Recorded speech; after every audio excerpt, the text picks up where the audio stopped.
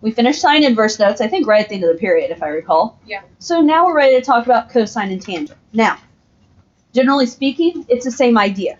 It's the inverse trig function. So it's at what angle will cosine or tangent equal the given value. Okay, so anytime you have that inverse trig function, I'm always going to rephrase it as at what angle every single time. Okay? Now, just like sine inverse, they could possibly be written with arc cosine or arc tangent. Okay, that doesn't change.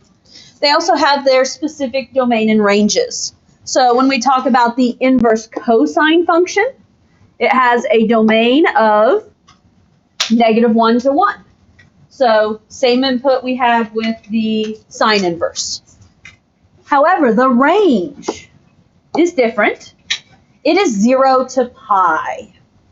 If you flip to the back side of your notes, notice, okay, we have these 3 half circles. These are great half circles to, I say memorize in terms of just have a visual image of which one's which.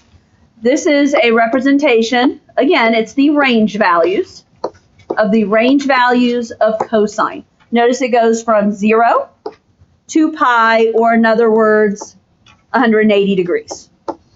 Okay, so your answers for cosine inverse are always in quadrant 1 and quadrant 2. Quadrant 1 hosting, of course, all the positive angles. Quadrant 2 hosting, of course, or positive values. Quadrant 2 hosting the negative values. Now, I will say if you have to give a negative, it works a little bit different. And we'll have to talk about that because I can't just say negative pi over 6, negative pi over 4, negative pi over 3. I'm going to have to equivalent them to 2 pi over 3, 3 pi over 4, 5 pi over 6. So we'll have to work on that.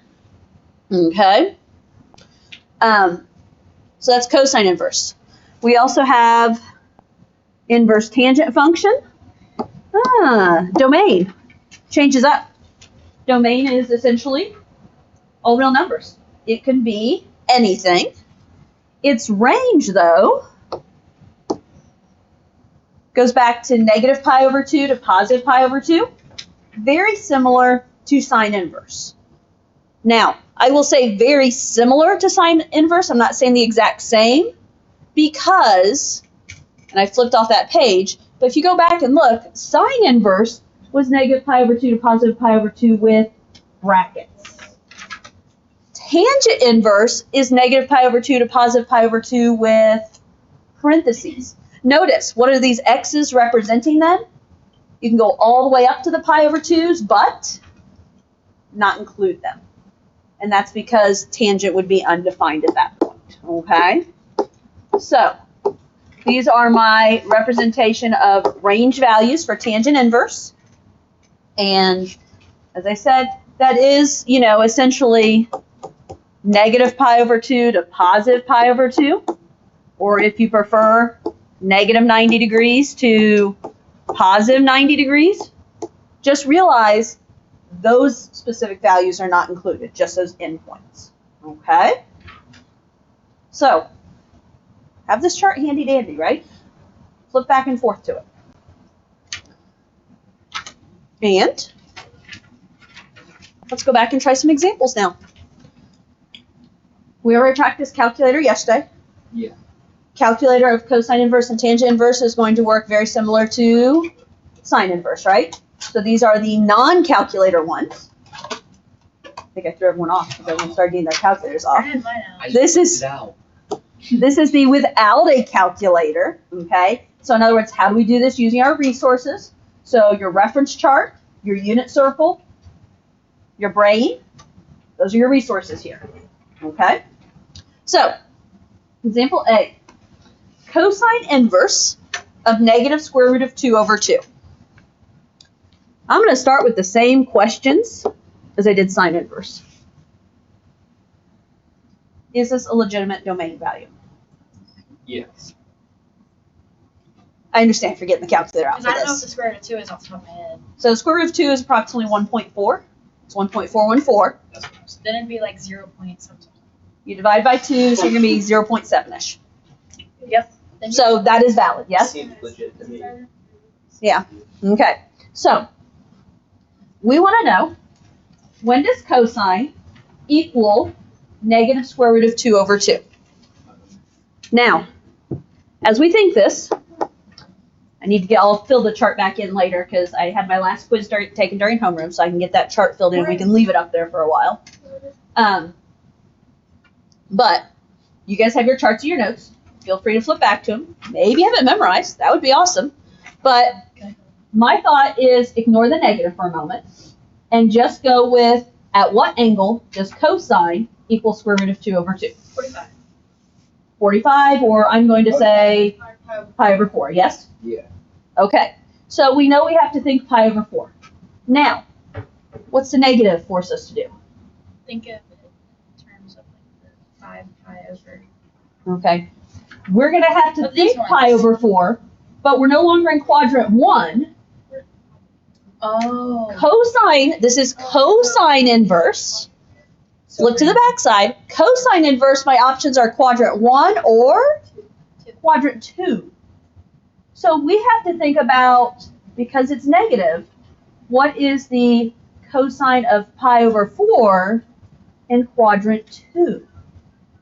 Or excuse me, I said that. What is cosine of what angle is equal to negative square root of 2 over 2 in quadrant 2? I am so tongue-tied. My apologies.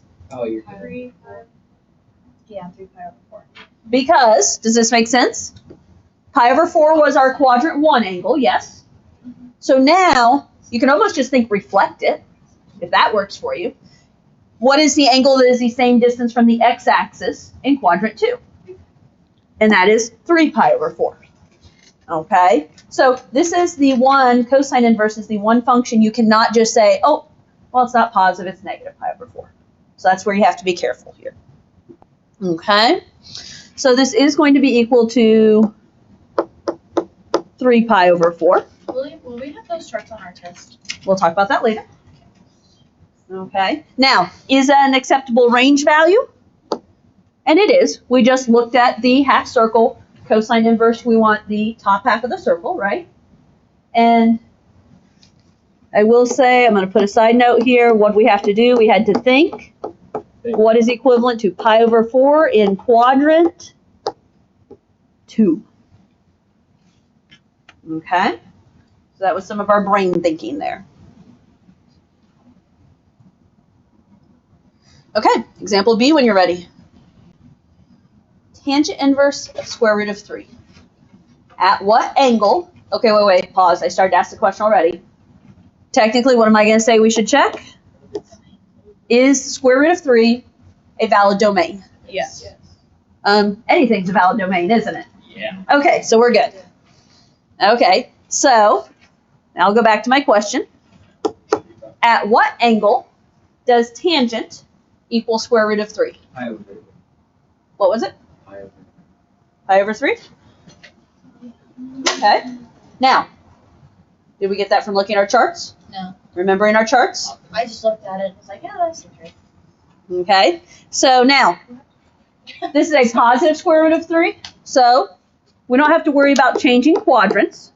This is just pi over 3. Okay. If we flip to the back side, tangent values in quadrant 1 are going to be positive. If that had been a negative square root of 3, we'd want to go down here and give a quadrant 4 value. Question? Oh, nope. I just connected it all in my head. Got all? Okay, that's good. So this is an acceptable range value. That one was actually pretty easy, wasn't it? Yep. Okay. C. Cosine inverse of cosine of negative 1.1. We talked yesterday, parentheses within parentheses. Where am I going to tell you to start? Next one. I'm going to tell you to start inside here, aren't I? Yeah. Okay. Now, so this is saying, at what angle does cosine equal negative 1.1?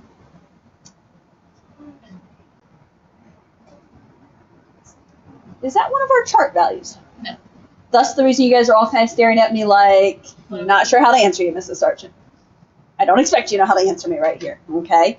So this is where we have to think a little differently. Okay, I'm going to, let's see. I need a visual here.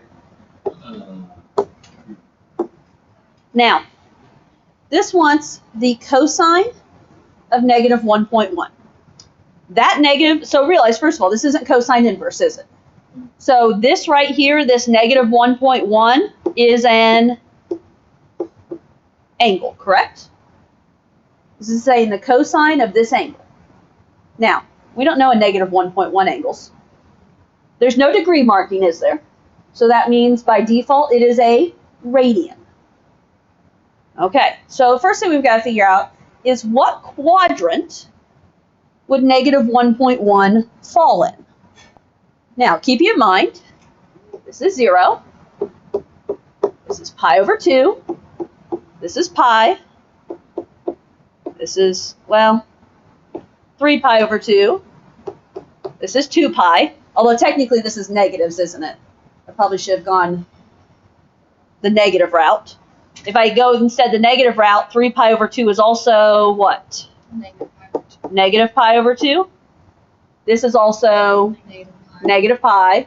This would also be Negative 3 pi over 2. negative 3 pi over 2. Do you understand why I'm reversing it now? Yeah. Because we need to talk negatives. So I should have never talked positives. Okay? Now, thoughts on where I could put negative 1.1? I'm open to guesses. I think quadrant 4. It would be quadrant 4. Yeah. Why are we saying quadrant 4? I'm not gonna lie, I guessed. Pi divided by 2 is like 1 point something, and then negative 1.1 is. Okay, so that's the thinking. When I see pi over 2, my brain says, okay, 3.14 divided by 2. Well, I know 3 divided by 2 is 1.5, yes? To be honest, I know this value to be negative 1.57. That's just a value I, as a math teacher, know. You may get to know that with enough work, right? So if this is negative 1.57, negative 1.1 has to go before that, correct? So I don't know where. I'll be honest, I don't really care where, other than it's in quadrant 4. Valid answer? Okay. So now,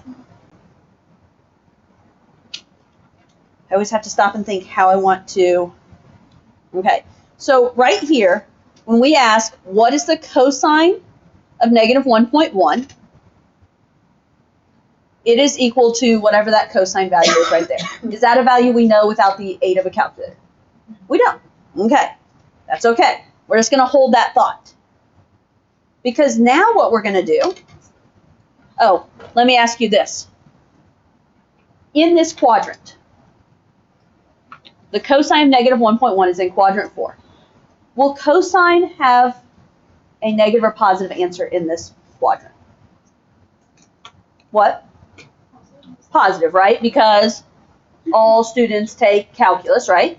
So whatever the cosine of negative 1.1 is, it's positive, yes? Again, I don't know the value. That's okay. Okay? So, now, here's the deal. We're asking about the cosine inverse of some positive value. Okay? So we're saying at what angle is cosine equal to whatever the positive value of this was. So here's what I need you to connect. Cosine inverse of negative 1.1, or excuse me, cosine of negative 1.1 is some positive answer. Okay? Now we're doing cosine inverse of that positive answer. Where are cosine inverses of positive answers going to land? So cosine inverses can land in what quadrants? 1 and 2. Where do positives have to land? Quadrant 1, because negatives will land in quadrant 2, positives land in quadrant 1. So here's what we have to think. What is the equivalent value up here? If this is 1.1 down from the x-axis, what is this value? 1.1 up from the x-axis. So in other words, the idea is that I'm trying to make these equivalent pieces. So all of that to say, the answer to this problem is positive 1.1. I know that's probably kind of sketchy. I know that's rough. But here's the deal. Remember yesterday we talked about what did a sine inverse and a sine do to each other? They cancel each other. They cancel each other out essentially, right? If you were already in the correct quadrant, your answer was the same. But we also experienced one where we had to change quadrants, so we found a related angle in that quadrant. This is what happened. This is more of a we had to change quadrants. If this negative 1.1 was already in the right quadrant, we would have just undone and been the same. Okay? This one is rougher to think of because it's not a value we know. And that's why it's harder for me to, explain it. Okay, so this is the top of the thinking level on this type of problem. Really trying to process through. Did you see a little bit of it at least? Maybe? Okay, well, good news, these don't come up that often. They do come up, it's more often with an angle we know. I will say that, okay? So I tried D. It's just too high. Pitter patter, let's get out. Okay, D. Tangent inverse of 0. First of all, is 0 an acceptable domain value? Anything Yes. flies? Anything flies, I'll go with it. So it's an acceptable domain value. Okay? With that in mind, at what angle does tangent equal, I forgot the value already, short-term memory here, 0. Thoughts?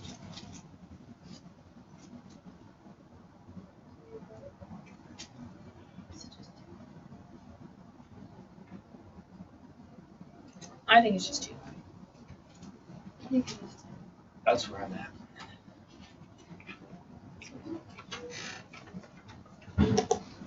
Well, here's what I'm going to have to say. Without even putting any thought into whether you've done the right thing, I have to veto 2 pi. Why? My acceptable range values are negative pi over 2 to positive pi over 2. Dummy. Now, are you right? Are you wrong? They're wrong. Irrelevant at this point. Because 2 pi cannot be in this range. Valid answer? Valid answer. Okay. Thank you, sir. Bye, So- Jen. Okay. Revise. What's your answer now? Oh, let's talk about 0. Could that be the answer? That's great. Well, I won't totally tell you guys no right off the bat like I did last time because is 0 within negative pi to pi over 2 range? Yes. Okay. We can talk 0 then. So, at what point does tangent equal 0? How did you guys come up with 0. that? See, so 0. So it's- No. You can't do anything to 0. It'll just end up 0. I mean, that's what I meant to say. Okay. So, when we have zeros. 0 is. Okay, do we have zeros on our chart? No. On our 30, 45, 60 chart, do we have Oh, zeros on our no. chart? No, where do zeros fall? They are on the 0. quadrantals. So the 0, 90, 180, 270, 360 type answers, right? Except turn that to radians. So, how did we find tangent at the time? Like in an ordered pair, cosine is the x value, sine is the y value, and tangent is the Y over X. y over x. Do you remember this? If tangent is y over x, we need something, focus up here. If tangent is y over x, we need something where what is 0? How do you get 0? 0 over 0. Or 0 No. over 1. 0 over something. Doesn't even matter what the denominator is. We need something where the y value is 0. Where are you going to find a y value 0? Now, keeping in mind, this is tangent inverse. What quadrants am I allowed to think? 1, 4. 1 and 4, yes? Okay, so because we're in tangent inverse world, if I go back to that other page, tangent inverse is only quadrants 1 and 4. So forget 2 and 3. Technically, are we even allowed to think? Even allowed to think? Are we even, I paused at the wrong point there. Are we allowed to think at the 90 and negative 90? Technically, no. So that's really narrowing it down if you want to go that direction. You guys said 0. Well, help me out. What's the ordered pair at 0 degrees? No. 1. Right 1, up or down 0. Does that match the y value I needed? Yes. Yes. So I would agree that tangent inverse of 0 equals 0. Some of you, I think, legitimately understood the 0. Some of you, I think, were just guessing 0. But It says 0, so it's 0. okay, one more. Cosine inverse of negative 1. First of all, is negative 1 an appropriate domain value for cosine? Yes. Just barely, but yes. Okay, negative 1s and cosines. What do we need to probably think about? Is this going to be a 30, 45, 60 type answer? No. No, it's not. Where's cosine equal negative 1? At what ordered pair? -1.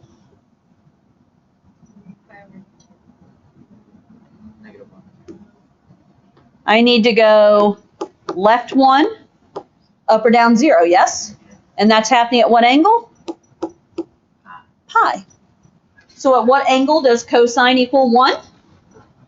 And that is pi. Because remember in that ordered pair, negative 1, 0, on those quadrantals, it's cosine, sine. Okay, guys. Your homework is on page 378. 378. 1 through 20, 23 through 32. Pay attention to each section about whether it's a calculator type problem or a non-calculator type problem. If it is a calculator problem, you need to be in radians. Okay? So physics girls, make sure you're not in degrees for this homework.